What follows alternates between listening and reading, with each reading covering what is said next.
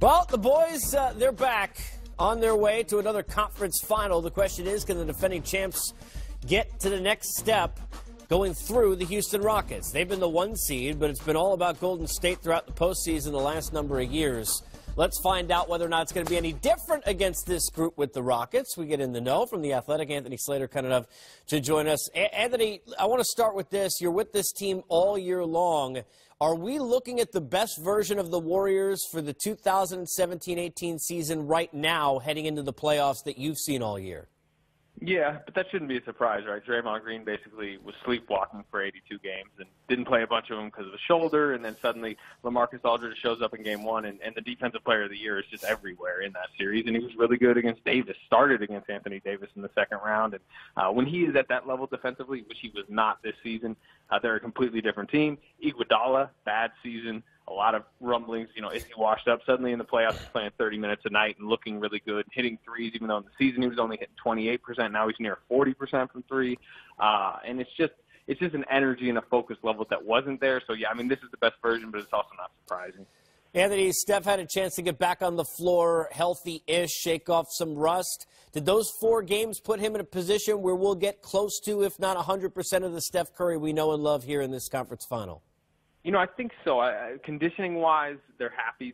They bumped his minutes. It started at like 24-ish, and it went to 30, 32, and then by the closeout game, he hit 37, which is right around no restrictions. The knee looked good. He had 2 really good games, 2 subpar games, I'd say, shooting-wise for his standards. But to me, what's interesting in the series is defense. He did not have to face a targeting-type offense against the Pelicans. They could put him on an Etuan Moore, hide him even at times on Rondo where he doesn't really have to guard him. In this series, Houston's going to target him in the pick and roll. They're going to go after him laterally. And the question I have going in is how does that knee, hold up when bowling ball James Harden is making quick twitch moves and bumping into his body, and Steph's kind of trying to move around, and I don't think we'll really know till Game 1. Anthony, it's kind of like an embarrassment of spoils and riches to figure out who defensively on Golden State guards whom. Rare to say that about teams in today's NBA. How do you think we'll begin this series with Coach Kerr in terms of how he looks at man-to-man or who he wants to see the most of Chris Paul and James Harden on the floor?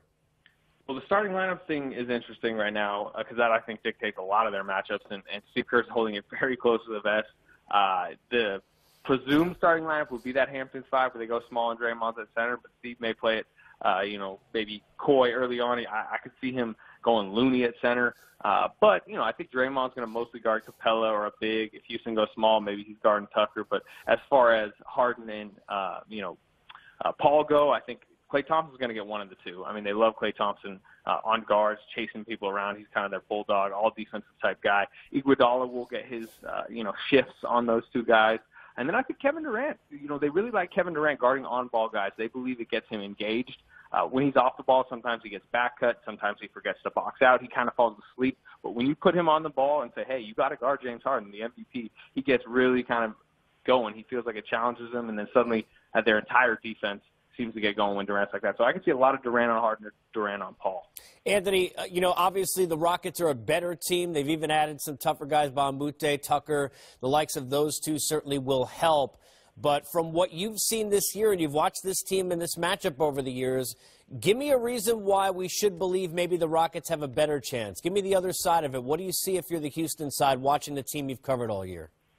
By far the best defense they've had, right? I think they finished 7th in defensive rating, and the Warriors finished 9th. Warriors have been better in the playoffs for obvious reasons. But, Houston signed Tucker, who is the exact type of wing, versatile defender you'd want to play in a switching-type style to guard. Hey, he can switch from Durant at times to Klay, maybe even stay in front of Steph. You have the same thing with Mbamute. He's good defensively. He's versatile. So they have these lineups they can go to. And even if they want to go small, that can guard the Warriors. This is what Daryl Morey's been talking all year about, how they've been obsessed with the Warriors. He showed that in what he did this offseason. So if they can limit the Warriors, they're not going to shut the Warriors down. Warriors aren't going to suddenly score only 85 points. But I think they can defend well enough to believe that this can be a series. Anthony, appreciate it. Should be fun. We can't wait to see this get going tomorrow night. Stay well. We'll bug you down the road. Yeah, thanks for having me. All right, there's Anthony Slater. Let's get both sides of this, guys. And I know that obviously, you think it's going to be a competitive series on the Rockets. And one thing's for sure, earlier in the show we broke down you could try everything you want with LeBron, but, how about KD? It's the same scenario, but KD's going to be more of a scorer. And he is so unique because of his size and his quickness and his athleticism. I mean, here's a scenario where they get a cross match. Rudy Gay ordinarily would be guarding him, but because he gets the rebound, it puts LaMarcus Aldridge on him and just allows him to walk into a three in rhythm and knock that down. And then here, because of the action on the baseline, look at all the eyes of the Spurs players. Think about it. Best player on the floor, not one guy's focused on it. There's not one set of eyes looking at him, and that allows Kevin Durant to go left and go right by Rudy Gay. And then, again, in transition, this time he's ahead of the pack. They get it to him, a little in and out there, and then watch the step back. Look at the extension. Mirotic 6'10" now, and he still had about a foot of room no chance to be able to shoot up and over him. He is just a special offensive force, an improved defensive player. And they are the best team in the league at taking advantage of your mistakes. They get the best quality of shots of anybody in the league, and you couple that with having the best shooters. It's going to be a daunting task for anybody to deal with those guys, especially in that starting lineup. I am going to be interested to see if he does go with Iguodala. I would be somewhat surprised because I would think he'd want to save that and see if he needs it, because Capella is going to be a dilemma for that group. And you might see him go with some more athleticism at that center position to try to combat something of what Houston gives you in terms of that rim protection. There's a million things fascinating about this series, but for Coach, one of them to me is the difference in how they produce offensively. From the isolation to the ball movement of the Warriors, how much easier is it? I know it's not easy. You got James Harden, the MVP, and Chris Paul, who's going to be in the Hall of Fame. But is it easier as a coach to game plan defensively when you know about the ISO versus what Golden State does with so many easy baskets? Well, it's not easier, but it's just different when you look at it. Look, when you look at Houston, you already understand what they're trying to do is put you in pick and roll situation, get you to switch. Now they're going to break you down, and then when they get to the paint or they drive, they want to suck the defense, and then they're great at finding those three-point shooters. Golden State does the same thing, but he does a little different. When they run that action over there, where they send those screens and those pin downs for each other, and you switch or you don't communicate or do things right because you got Steph Curry and Klay Thompson coming off those screens, and you know the bigs are jumping out and that other guy who's setting the screen slips.